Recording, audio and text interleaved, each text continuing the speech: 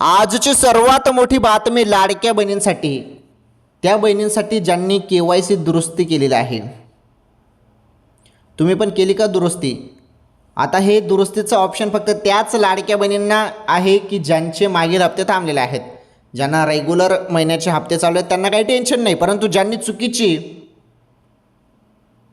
पर्याय निवडले आहेत त्यांच्यासाठी एक टेन्शन देणारी बात होती. त्यानंतर शासनाने एक संधी लाडक्या बहिणींना दिली, ती म्हणजे KYC दुरुस्तीची.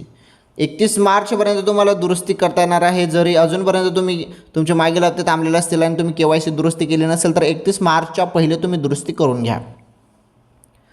आता ज्या ज्या बहिणी KYC दुरुस्ती करतील त्यांच्यासाठी आनंदाची बातमी अशी की जो काही 20वा हप्ता वाटप होईल फेब्रुवारीचा, त्यासोबत लाडक्या बहिणींना मागील हप्ते पण मिळू शकतात. परंतु GR मध्ये जो निधी आहे तो निधी जास्त आला पाहिजे. बस जास्त निधी आला तर मग मागील हप्ते पण येण्याचे चान्सेस आहेत. बघू आता GR उद्या कळेल संपूर्ण माहिती.